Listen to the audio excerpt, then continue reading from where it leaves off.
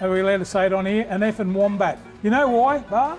Because every time, premiership winner, the coach, he's also an international coach.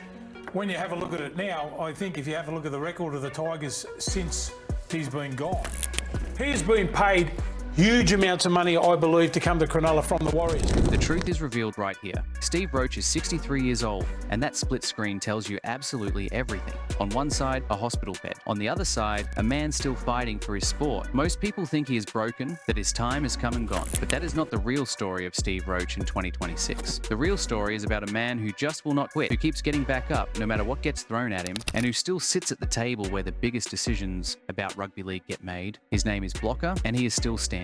So if you care about where your favourite players come from, if you want to understand what real toughness looks like, then you need to hear this story. If you are enjoying this so far, please hit the hype feature and give this video some hype. It takes just 1 second and it helps me make more videos like this one. Now let us get into his world. In the year 2026, Steve Roach is everywhere in rugby league media. Not on the sidelines, not in the crowd anymore, sitting as a forgotten legend. He is in the booth, he is on the podcast, he is on Triple M radio every single Sunday, doing a show called The Sunday Sin Bin. He works for Fox League as an expert commentator on live games, watching matches and breaking down what happened. He sits on a show called Controversy Corner, where the biggest voices in rugby league debate and disagree about everything. He goes on podcasts like the KO Sports NRL show, where fans get to hear his takes on what is happening. He also contributes to something called The Fan as a history analyst, bringing the past into conversations about the present. The top bosses at Fox League put him there because they know he has something that viewers want. He blends his history, his real knowledge of the game, with the way he talks now. He is not pretending to be someone else. He is raw,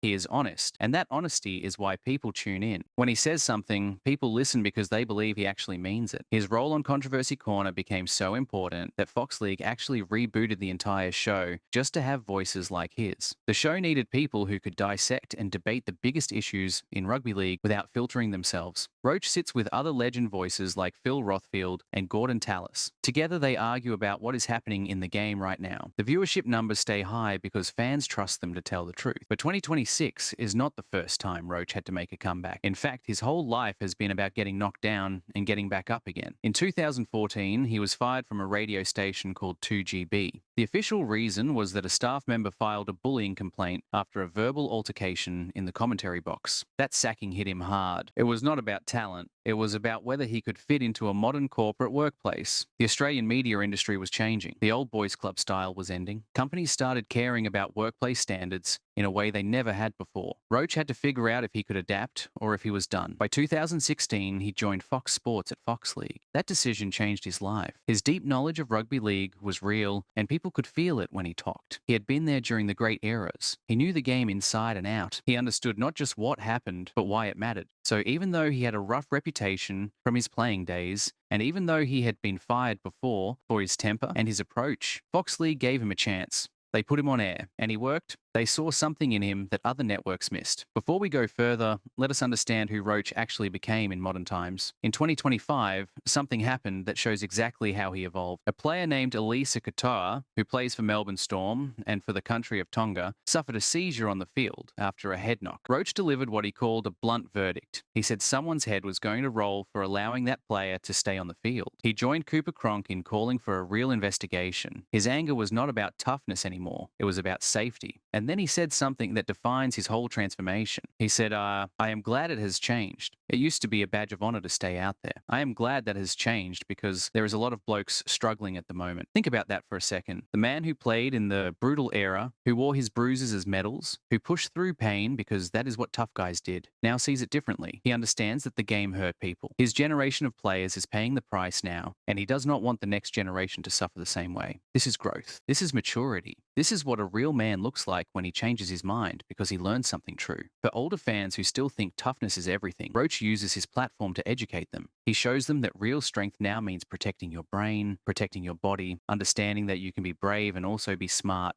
He also talks about money now. There is a new league called R360 that is trying to get rugby league players to jump ship. When discussing what this might mean for a young star like Payne Haas, Roach admitted that the salaries being offered would definitely make him turn his head, but he also warned players to be careful. He called R360 a little bit pie in the sky and told players to think about the long-term stability of the NRL instead. This is Roach the mentor. This is Roach using his experience to guide the next generation. One more thing defines Roach in 2025 and 2026. He fights for Leichhardt Oval. This is where he made his debut back in 1982. This is where the Balmain Tigers played their home games. He describes it as the spiritual home of the fans. He has worked with the mayor of the Inner West, a man named Darcy Byron, to secure government money to upgrade the ground. The plan includes preserving something called the Wayne Pearce Hill, a special area at the stadium, while making the place modern and safe. This is not about nostalgia for Roach. This is about the future. Roach wants the West's Tigers to host at least 6 home games a year there. He says one hot day does not make a summer. Fans need to come home to their ground consistently. They need to see their team in a place that means something to them. The master plan for 2026 shows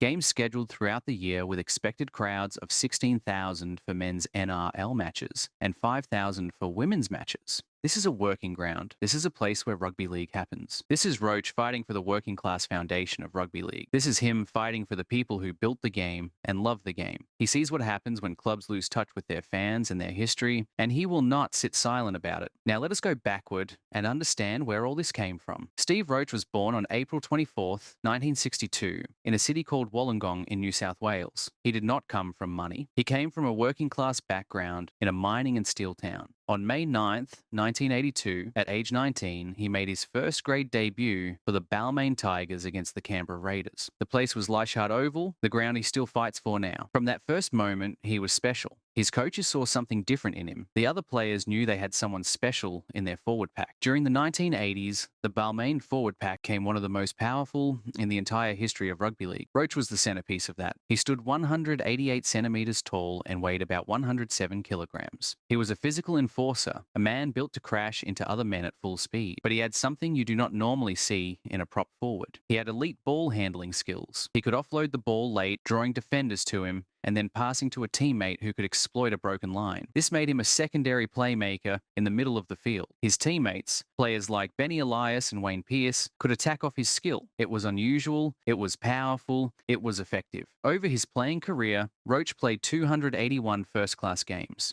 He scored 22 tries and earned 87 points. For the Balmain Tigers alone, he played 185 games in the premiership competition. He played 17 State of Origin games for New South Wales. He played 20 test matches for Australia. He played for a team called Warrington in England. He played in the World Cup. During his peak years from 1985 to 1991, he won 85% of his test matches. Let that sink in. The man was a winner. He was selected for Australia because he made his team better, but talent alone does not define Roach. Discipline defines him too, and not the good kind. In 1988, something happened that Balmain fans still talk about. Roach was suspended for an illegal tackle. The suspension was 4 weeks long. That meant he missed the 1988 grand final against Canterbury. His team lost that game. This was the biggest game of the year in rugby league. His absence hurt the team's forward rotation and leadership. Tigers fans still wonder what would have happened if Roach had been on the field. It remains a what-if moment that haunts the club. They never won a premiership in the 1980s, and many believe Roach could have changed that. Then came 1990.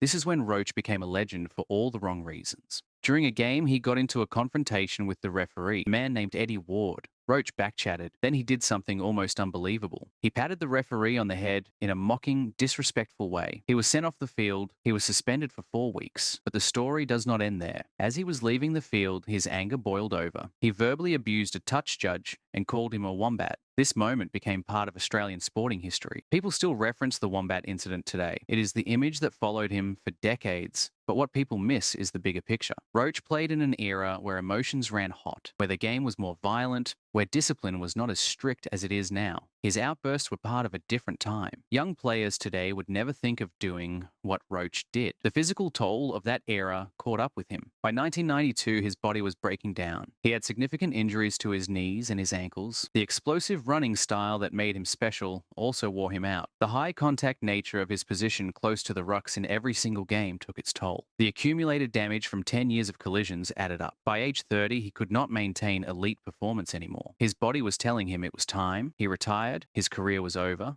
Balmain went through difficult times after that, eventually merging with another team to become what is now the West Tigers. In the modern era, Roach has spoken about being grateful that today's players have better medical support. But Roach did not disappear. He moved into media. He worked for the Nine Network as a commentator and expert analyst, but that job ended badly after conflicts with other commentators named Paul Vorton and Peter Sterling. These were strong personalities clashing in the competitive world of television sports. Later, he worked in radio, and then came that sacking in 2014 that we talked about. The workplace standards were changing. Old-style behavior was not acceptable anymore. Roach had to learn that lesson the hard way. The comeback in 2016 was important because it proved he could change. Fox League took a chance on him. They saw the value in his knowledge and his authenticity. He was not trying to be polished or fake. He was just honest about what he thought. Viewers responded to that. Roach is angry at the West's Tigers. The team that succeeded his beloved Balmain has not treated him the way he feels he deserves. He claims he has been frozen out. He says that the club rarely invites him to events. When he wants to attend games, he has to go as a guest of rival teams like Parramatta or Newcastle. That hurts him.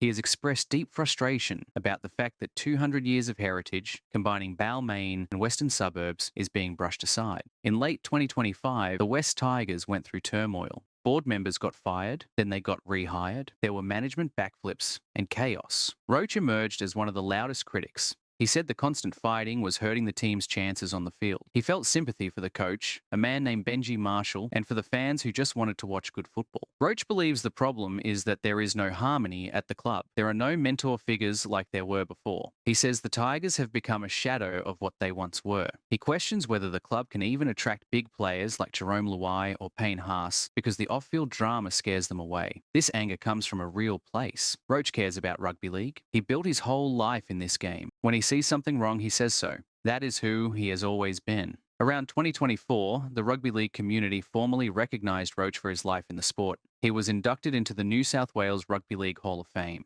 This honour recognised him as an alpha male enforcer who helped Australia win state series in 1985, 1986 and 1990. He had already been inducted into the NRL Hall of Fame back in 2008. He was officially named as one of the top 100 Australian players of all time. These recognitions matter because they are official. They are permanent. They say to the world that Roach is not a forgotten relic. He is a foundational figure in the sport. Now he speaks at corporate events. Companies hire him to talk about how to take success from one field and transfer it to another. He works with agencies like DHM Talent Management and Event Speakers Australia. They market him as a confirmed achiever. They promote him as someone who can teach others about resilience and adaptation. He is proof that you can make mistakes, learn from them, fail in one career path, and then build something new. He is proof that you can be difficult and flawed and still matter. He is proof that your past does not have to define your future forever. So where is Steve Roach right now as he enters his 64th year of life? He is not in a hospital bed. That image is not his life. That is just the packaging of a video thumbnail. His real life is still in the game. He is still fighting. He is still debating and arguing about what rugby league should be. He still cares about the players. He still advocates for the fans and for the grounds they love. He still remembers what it felt like to be young and powerful at Leichhardt Oval. He still sees himself as part of something bigger than his own life. The story of Steve Roach is not a story about a man broken by time. It is a story about a man who has adapted. It is about someone who played in a violent era with no protections and learned to see why that was wrong. It is about someone who made mistakes at work and then figured out how to come back. It is about someone who refuses to let politics and board decisions make him disappear. He is still speaking. He is still influential. Roach represents something that truly matters in rugby league. He is unfiltered. He is authentic. He connects to the working class roots of the game at a time when everything has become corporate and polished. He can dissect modern tactics with the best of them. He can tell you why a young prop forward is great. He can explain the modern safety rules and why they matter. He can also tell you about the old days and what it felt like and why those days created this game. When he fights for Leichhardt Oval, he is fighting for every single kid in the inner west who dreams of playing at the same ground where the legends played.